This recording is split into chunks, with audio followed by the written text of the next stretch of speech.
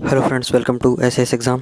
Friends, as you all know, अपने financial regulations part 1 volume 1 के chapter number 10 जो कि कॉन्ट्रैक्ट है, इसके बारे में चर्चा कर रहे थे। राइट।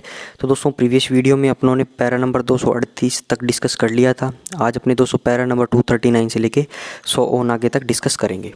राइट। तो चैप्टर नंबर 10 दोस्तों, कॉन्ट्रैक्ट जो है, इसका कॉन्ट्रैक्ट का मतलब क्या होता है? कॉन्ट्रैक्ट का मतलब है दोस्तों ठेका, जिम्मा लेना दोस्तों, संविदा करना, अनुबंध करना। ठीक है।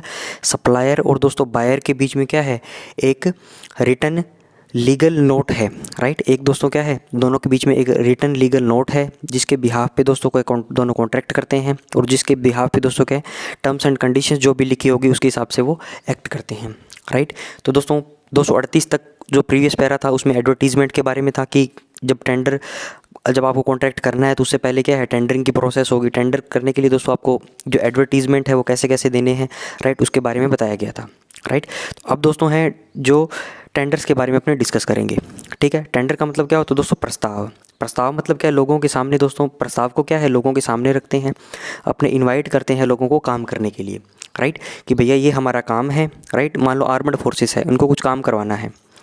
ठीक है। तो दोस्तों कुछ काम करवाना है, कुछ सप्लाईज़ लेनी है, कुछ सर्विसेज लेनी है, तो वो क्या करेंगे? टेंडर करेंगे। मतलब प्रस्ताव रखेंगे लोगों के सामने और बोल देंगे कि ये हमारा काम हमें करवाना है। राइट। ये हमारी रिक्वायरमेंट है, तो आप आइए और हमारा काम करिए। राइट। तो उसको क्या बोलते हैं दोस्तों? टेंडर करना। टेंडरिंग की प्रोसेस उसको बोलते हैं। ठीक है। तो उस टेंडरिंग के प्रोसेस के अंदर दोस्तों क्या है, बहुत सारे कंपनीज आएंगी, फर्म्स आएंगे, इंडिविजुअल्स आएंगे, वो उसमें भाग लेंगे टेंडर की प्रोसेस के अंदर। राइट। और दोस्तों क्या, बिड करेंगे, बोली लगाएंगे। राइट। अपने टेंडर सबमिट करेंगे। ठीक है। तो वो सारी बातें जो क्या है इस पैरा नंबर 239 के अंदर दी गई है। तो सबसे पहले देखिए दोस्तों, tenders for all supplies for which A special form is not prescribed must be submitted on IAFZ 2120। Tenders दोस्तों जिस भी सप्लाई के लिए आपको चाहिए, और दोस्तों उस टेंडर के लिए कोई स्पेशल फॉर्म जो क्या है प्रेस्क्राइब्ड नहीं है। ठीक है। तो उसको दोस्तों किस फॉर्म में सबमिट करेंगे? अपने IAFZ 2120। ठीक है। Which will be issued to tenders free और on payment of a prescribed fees. ठीक है। तो दोस्तों ये टेंडर का जो फॉर्म है, टेंडर भरना है तो उसके लिए एक फॉर्म भी होगा। ठीक है। तो वो फॉर्म जो है दोस्तों टेंडरर्स को या तो फ्री में दे दिया जाएगा, या दोस्तों उसकी क्या है, एक फ़ीस भी वसूली जाती है। ठीक है। मतलब पेमेंट पे भी वो दिया जाता है कि ये आप भर के दे दो टेंडर को। राइट। अपने अपनी जो हमारी रिक्वायरमेंट है हमने इस पर फिल कर दिया, आप इस पर साइन कर दे, अपना रेट कोट करके क्या है हमें सबमिट करवा दो। ठीक है। बिफोर इशू टू टेंडरर्स, दोस्तों टेंडरर्स को टेंडर इशू करने से पहले the tenders and schedules will be carefully filled in. ठीक है। तो दोस्तों जिसके अंदर जो भी कॉलम्स होंगे, जो इनको एडमिनिस्ट्रेटिव अथॉरिटीज़ को भरने होंगे, जो टेंडर करवाना चाहते हैं उसको भरने होंगे, तो वो जो टेंडर है उसके अंदर जो शेड्यूल्स अटैच्ड हैं सबको वो केयरफुली फिल्ड इन कर लेंगे। ठीक है। और दोस्तों उसको कंप्लीट कर लेंगे। Right. Leaving only the rates and the tenderers signature to be added. खाली स्थान दोस्तों कौन कौन सा छोड़ेंगे? ओनली रेट, जिस रेट पे वो टेंडर करना चाहेगा इंडिविजुअल, और दोस्तों टेंडरर के सिग्नेचर। ठीक है। ये दोनों चीज़ें ही क्या है दोस्तों, उसके ऊपर खाली छोड़ी जाएगी। राइट। कौन कौन से? उसका रेट और दोस्तों टेंडर के signature. Right. In cases where tenders are issued on payment, दोस्तों कुछ केसेस के अंदर जहाँ पे पेमेंट पे इशू करे जाएंगे tenders, the following mode of payment of tender fees may be adopted by the tenders. ठीक है। तो दोस्तों जहाँ पे टेंडर्स जो क्या पेमेंट पे इशू करे जाएंगे, तो कौन कौन से मोड ऑफ पेमेंट हो सकते हैं टेंडर की फीस जमा करवाने के लिए? तो ये है गवर्नमेंट की ट्रेजरी रिसिप्ट्स के रूप में, पोस्टल ऑर्डर्स के रूप में। इन द केस ऑफ एयरफोर्स के केस में दोस्तों deposit into the air force public funds by cash also. ठीक है। तो कैश के रूप में भी क्या आप जमा करवा सकते हो। राइट। आगे चलिए दोस्तों, नेक्स्ट देखिए दोस्तों 239A के ए में क्या बोला गया है? रिजोर्ट टू रीटेंडरिंग में बिकम नेसेसरी। दोस्तों आप रिजोर्ट का मतलब क्या है? बदलना या स्विच करना। रीटेंडरिंग कब कर सकते हो? इधर the tendered rates are high, जब दोस्तों टेंडर्ड जो रेट है टेंडर ने लगा दिए वो हाई है, या दोस्तों the negotiations with the lowest tender for a reduction in rates fail. ठीक है। दोस्तों जो लोवेस्ट था आपने उसके साथ भी नेगोशिएशंस करी और आपने उसको बोला कि रिडक्शन और करो इसके अंदर, रेट के अंदर। ठीक है। तो वो फेल हो जाए। राइट। आपका दोस्तों बजट कम है तो आपको तो उसी के अंदर काम करवाना है, लेकिन उस बजट के आसपास लोगों ने बोली लगाई ही नहीं बिडिंग प्रोसेस के अंदर। ठीक है। उससे ज़्यादा ही बोली, आपके पास दोस्तों 100 रुपये थे, सारे बोल रहे हैं कि 120 रुपये लेंगे, कोई 130 लेगा, कोई 150 लेगा। ठीक है। तो आपके 100 के आसपास दोस्तों 100 का काम 105 में तो करवा सकते हो, 110 में करवा सकते हो, 120-30 में कैसे करवाओगे? राइट। बजट तो दोस्तों पब्लिक फंड जो है, पब्लिक का पैसा जो है दोस्तों, बजट अलॉटमेंट है, वो तो जितना रिक्वायरमेंट थी उतना ही दिया गया है। ठीक है। उससे ज़्यादा तो आप नहीं कर सकते, उससे ज़्यादा खर्चा तो आप नहीं कर सकते। राइट। तो उस केस में रीटेंडरिंग होगी when an extension of the current contract is not agreed by the concerned contractor. ठीक है दोस्तों, आपने कोई कॉन्ट्रैक्ट किया हुआ था, ठीक है, कुछ टाइम पीरियड के लिए कॉन्ट्रैक्ट किया हुआ था, राइट, और आपको दोस्तों क्या उस कॉन्ट्रैक्ट को क्या एक्सटेंड करना है, राइट, तो उसको मानने के लिए दोस्तों जो कॉन्ट्रैक्टर है वो राजी नहीं है, तो उस केस के अंदर भी आपको रीटेंडरिंग करना है, ठीक है। In such a situation the executive authorities may use their discretion to call for additional tenders with the CFA's approval. ठीक है, तो उस केस के अंदर दोस्तों क्या होगा, जो एग्जीक्यूटिव अथॉरिटीज़ हैं अपने डिस्क्रिशन यूज़ करेंगी और दोस्तों एडिशनल टेंडर क्या है वो बुलाएगी CFA के अप्रूवल के साथ, right.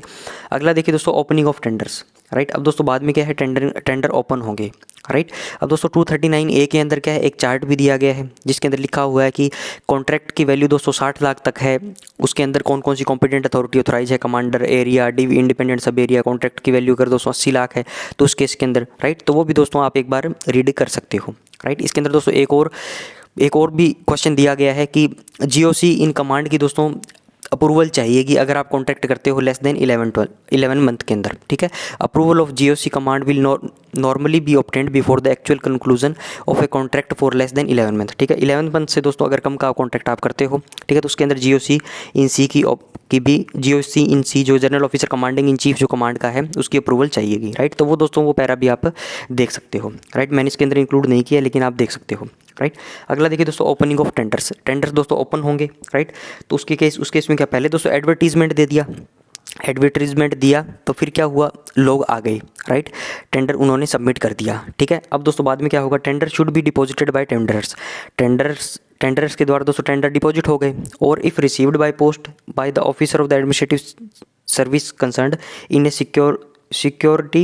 Securely locked box of which he will keep the keys, ठीक है। तो दोस्तों टेंडर ने क्या कर दिया, टेंडर अपने दे दिए, और दोस्तों जिसका टेंडर पोस्ट से आया है, लिफाफे के अंदर बंद होकर आया है, उसने अपनी रेट वगैरह कोट करके दी है, तो वो दोस्तों लेके एडमिनिस्ट्रेटिव जो सर्विस जो कंसर्न है उसको क्या है, एक सिक्योर्ड लॉक बॉक्स के अंदर उसको डाल देंगे, राइट। आगे चलिए दोस्तों, नेक्स्ट देखिए दोस्तों, no tenders are to be received after the hour stated in the notice to contractors, ठीक है। तो दोस्तों जो पहले नोटिस दिया था उसके अंदर जो टाइम लिखा गया है उस टाइम तक क्या है आपको टेंडर सबमिट करने हैं।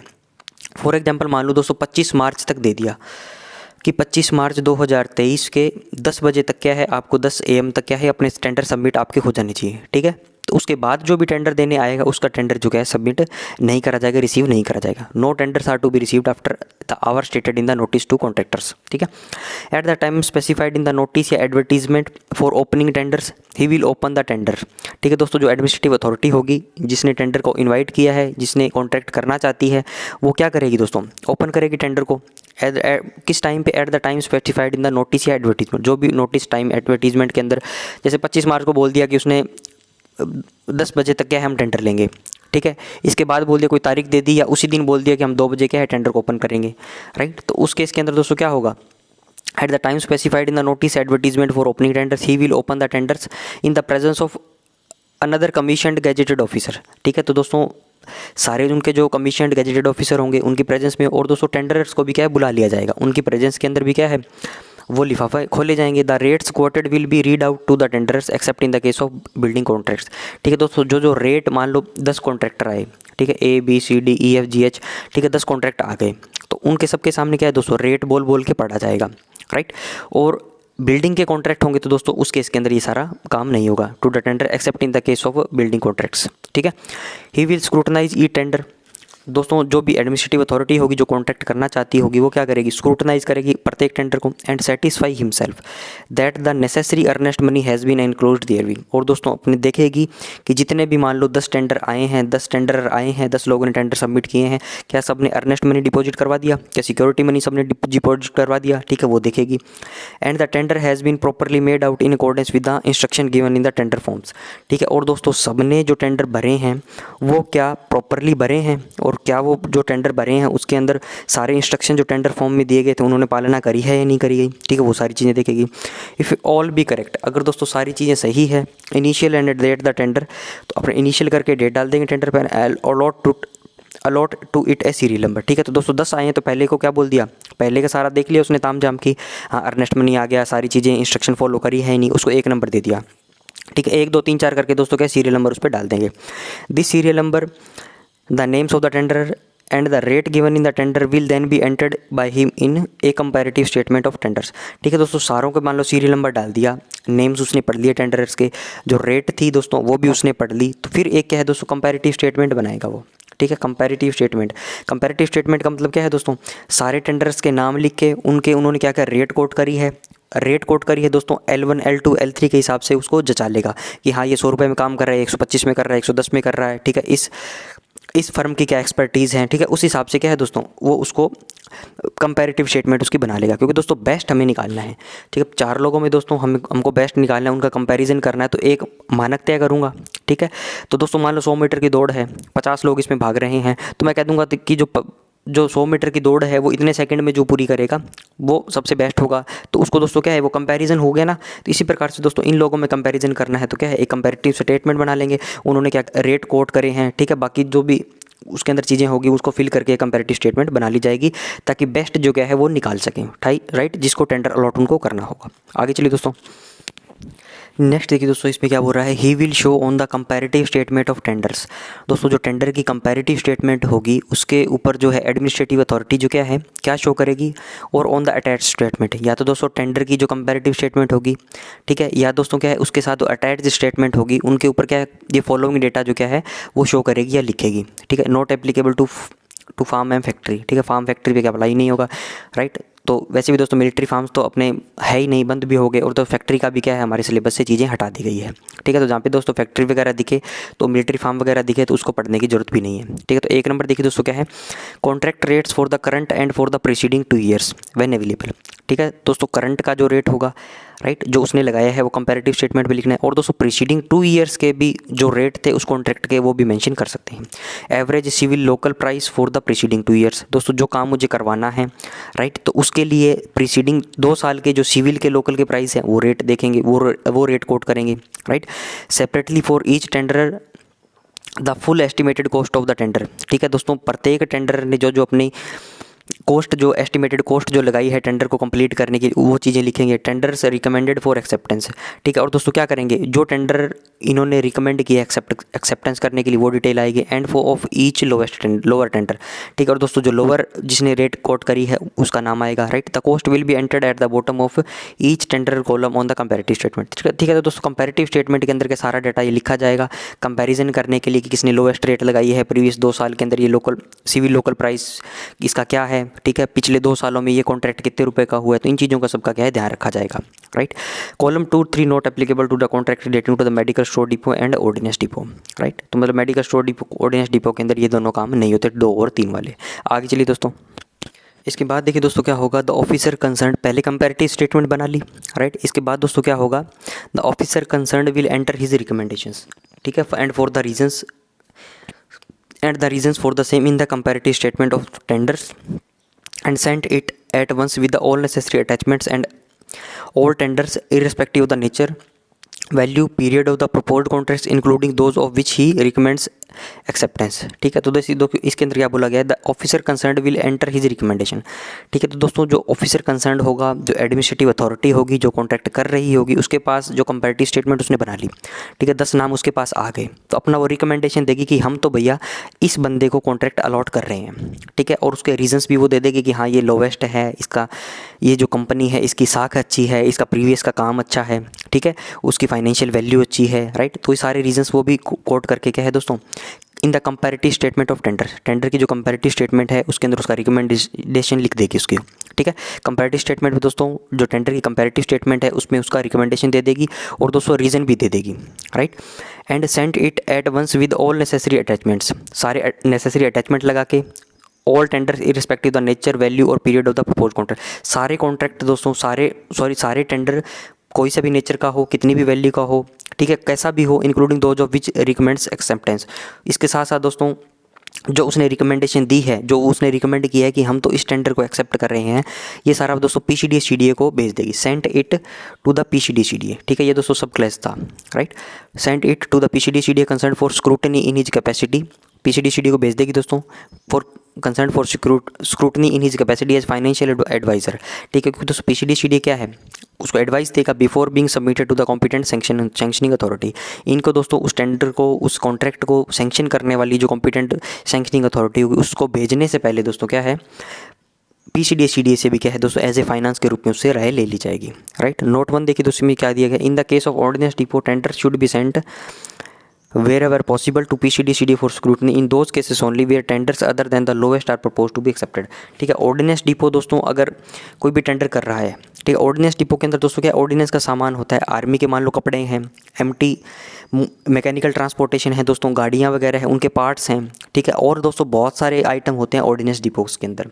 राइट, तो उनको दोस्तों अगर टेंडर वो ऑर्डिनेंस डिपो टेंडर कर रहा है, ठीक है, और दोस्तों वो एलेवेंस के अलावा अगर टेंडर कर रहा है तो ही उसको PCD को क्या है दोस्तों वेरिफिकेशन के लिए उसको भेजना है, बाकी भेजने की जरूरत नहीं है। In the case of ordnance depot tenders should be send, tenders भेजे जाते हैं वेर एवर पॉसिबल, जहाँ पे पॉसिबल हो टू द PCD को स्क्रूटनी के लिए, इन दोज केसेज ओनली वही भेजे जाएंगे where tenders other than the lowest are propose to be accepted. ठीक है, एक बंदा दोस्तों 100 रुपये में इनको सप्लाई कर रहा था, एक दोस्तों 105 रुपये में कर रहा है, तो 105 वाला इन्होंने एक्सेप्ट कर लिया तो ही क्या है ये अपने PCD को ये टेंडर भेजेंगे स्क्रूटनी के लिए। राइट, आगे चलिए दोस्तों। नेक्स्ट देखिए दोस्तों, नोट नंबर 2 है। पहले दोस्तों ऑर्डिनेंस डिपो के बारे में बता दिया कि उनको PCD को कब भेजना है, ठीक है, जब वो एलेवन से अलावा अगर कॉन्ट्रैक्ट करते हैं।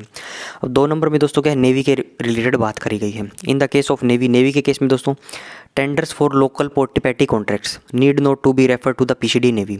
अगर दोस्तों टेंडर करते हैं लोकल कोई पैटी मतलब छोटे मोटे सामान के लिए हम कॉन्ट्रैक्ट कर रहे हैं, तो उसको भी PCD नेवी को क्या है दोस्तों प्री स्क्रूटनी के लिए भेजने की ज़रूरत नहीं है।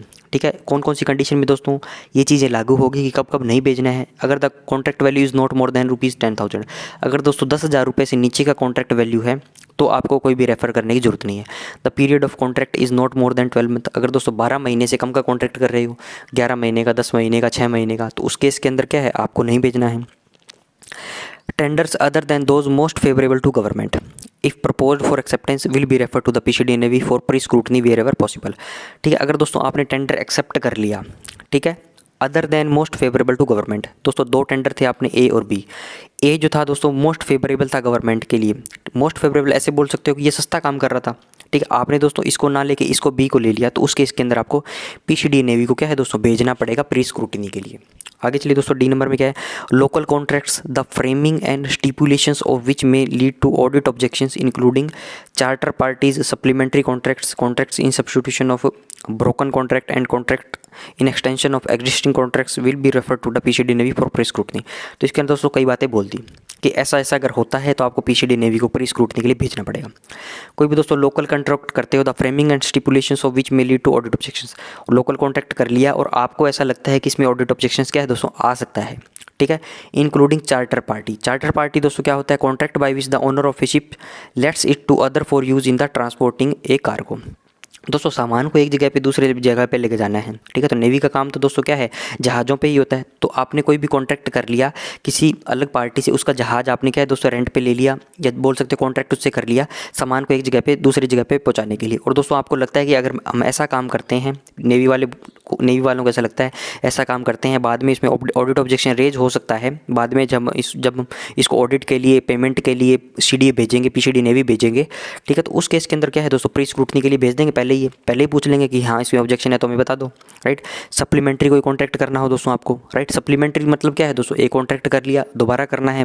राइट, आपका टाइम पीरियड कम हो गया। Contract in substitution of broken contract, कोई दोस्तों कॉन्ट्रैक्ट किया हुआ था वो टूट गया किसी वजह से, ठीक है, कॉन्ट्रैक्टर भाग गया, कोई भी वजह हो सकती है, तो उसके सब्स्टिट्यूशन में आपको कॉन्ट्रैक्ट करना है तो प्री स्क्रूटनी के लिए भेजना है। Contracts in extension of existing contract, कोई एग्जिस्टिंग कॉन्ट्रैक्ट है दोस्तों आपने 5 महीने का किया था, ठीक है, तो वो मान लो 5 महीने का किया था, राइट, उसका एक्सटेंड करना है। ठीक है, 5 महीने का किया था तो आपने CDA को भेजा ही नहीं, क्योंकि 12 मंथ से पहले तो आपको भेजना ही नहीं है।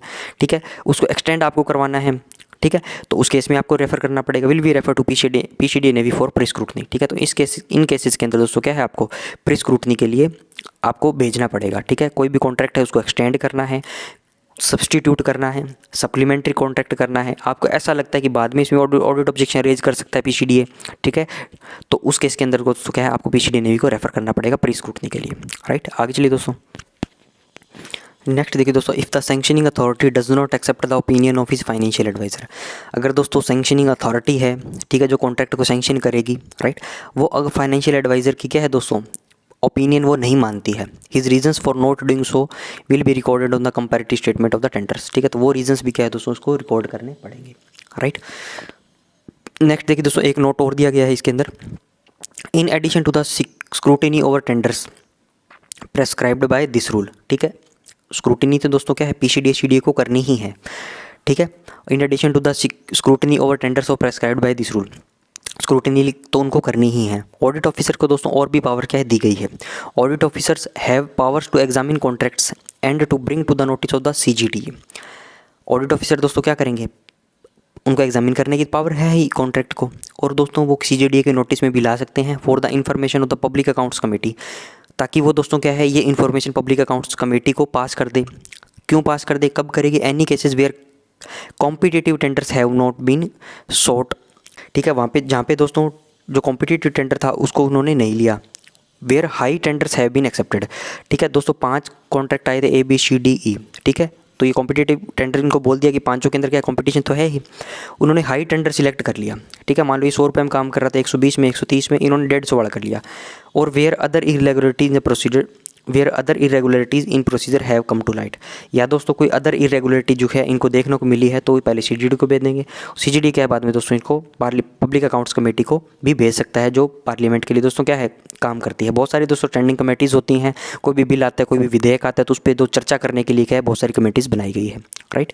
आगे चलिए दोस्तों, नेक्स्ट है दोस्तों पैरा नंबर 240 दोस्तों अब कंप्लीट हो गया। ठीक है, अब चलते हैं दोस्तों 241 नंबर पैरा पे, जो कि है एरर्स इन टेंडर्स, राइट। दोस्तों इस चैप्टर के अंदर बहुत एक तो बड़ा चैप्टर है और दोस्तों बहुत ही क्या है थ्योरेटिकल बातें हैं, इसलिए दोस्तों बोर होना स्वाभाविक है। इसलिए दोस्तों इसलिए वीडियो 20-20, 22-22 मिनट की मैं बना रहा हूँ ताकि आप बोरियत ना हो। ठीक है, एक वीडियो देखो दोस्तों 20 मिनट देख लोगे, फिर दोस्तों बोरियत होने लग जाएगी, तो नया वीडियो दोस्तों आपको मिल जाएगा। इसलिए दोस्तों इसको कंटिन्यूटी में ना देखे, टुकड़ों में देखिएगा, राइट। और दोस्तों इसको एक बार पढ़ लीजिएगा, राइट। लास्ट में दोस्तों जब अपने क्वेश्चन करेंगे तो इंपॉर्टेंट डेटा जो क्या है हम इसमें से निकाल लेंगे, MCQ जब हम तैयार करेंगे, राइट। जैसे माइनर पे जो था क्वेश्चन, राइट।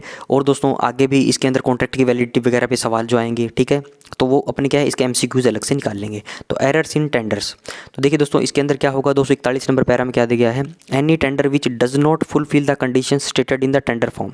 अगर दोस्तों कोई भी टेंडर है वो which does not fulfil the condition stated in the tender form of notice to contractors may be rejected.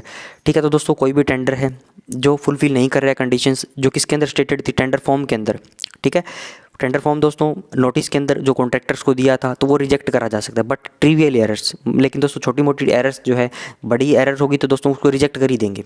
ठीक है, मान लो किसी ने अर्नेस्ट मनी डिपॉजिट नहीं करवाया, कोई और बड़ी एरर थी, ठीक है, मान लो जितने रेट के हम जितना हम स्पेसिफिकेशन के अंदर हम चाहते थे कि ये रिक्वायरमेंट होनी चाहिए उस फर्म के अंदर, ठीक है, उसकी एक्सपर्टीज़ इन चीज़ों में होनी चाहिए, वो अगर नहीं है तो उसके इसके अंदर रिजेक्ट करा जा सकता है। लेकिन दोस्तों कोई छोटी मोटी एरर है, जैसे omission to enter the rates in word, ठीक है, शब्दों में लिख लिया कि मैं 1 लाख की बोली लगा रहा हूँ, अंकों में लिख लिया सॉरी कि मैं 1 लाख की बोली लगा रहा हूँ, लेकिन शब्दों में मैंने नहीं लिखा 1 लाख रुपीज़, तो उसको क्या है अपने उसको ओमिट कर सकते हैं, उसको क्या है भाई उसको एक्सेप्ट कर लेंगे। ठीक है, उसको ओमिट कर देंगे, मतलब उसको कंसीडर नहीं करेंगे। Omission to initial any alteration in the rates, कोई भी दोस्तों अल्ट्रेशन कर दिया रेट के अंदर। ऑल्टर का मतलब क्या हो दोस्तों, चेंज करना। दोस्तों मैं बाज़ार गया, ठीक है, और दोस्तों मैं शर्ट लेके आया, शर्ट दोस्तों थोड़ी सी बड़ी आ गई, ठीक है, तो मैं टेलर के पास जाऊंगा तो दोस्तों वो क्या करेगा, इसको ऑल्टर कर देगा, मतलब उसमें काट छांट करके उसको फिट बिठा देगा। ऐसे दोस्तों रेट था 1 लाख लिखना था, ठीक है, तो इसकी जगह मैंने 10 लाख लिख दिया, मान लो 0 एक्स्ट्रा लगी, तो उसको दोस्तों काट के उस पर क्या है इनिशियल करने पड़ेंगे कॉम्पिटेंट अथॉरिटी के, इसलिए क्या है वो वैलिड माना जाएगा। तो इस प्रकार की एरर को क्या है दोस्तों नेगलेक्ट करा जा सकता है, मतलब इसको कंसिडर नहीं करेंगे। Omission to sign both tender and schedules, दोस्तों टेंडर था, शेड्यूल जो थे उसके ऊपर जो कॉन्ट्रैक्टर है जो फर्म है वो साइन करना भूल गई, ठीक है, तो उनसे साइन क्या है दोस्तों जाके करवा लेंगे अपने। इस प्रकार के एरर को क्या है दोस्तों नेगलेक्ट करा जा सकता है, इनको कंसीडर अपने नहीं करके उनका टेंडर जो है एक्सेप्ट अपने कर लेंगे। कोई बड़ी एरर है दोस्तों, बड़ी कोई उसने टर्म्स एंड कंडीशन फॉलो नहीं करी तो उस केस के अंदर वो रिजेक्ट करा जाएगा, इन केसेस के अंदर एक्सेप्ट करा जा सकता है, मे बी करेक्ट, ठीक है। तो इस प्रकार के एरर क्या है दोस्तों वो करेक्ट करी जा सकती है और टेंडर को एक्सेप्ट करा जा सकता है, राइट। तो ये हुआ दोस्तों पैरा नंबर 241 तक। नेक्स्ट वीडियो में दोस्तों पैरा नंबर 242 से लेके 100 ऑन आगे डिस्कस करेंगे। तो आज का वीडियो दोस्तों ये रिपेयर करता हूँ, वीडियो को लाइक करिएगा दोस्तों, कमेंट करें, दोस्तों के साथ शेयर करें। Thanks for watching, have a nice day.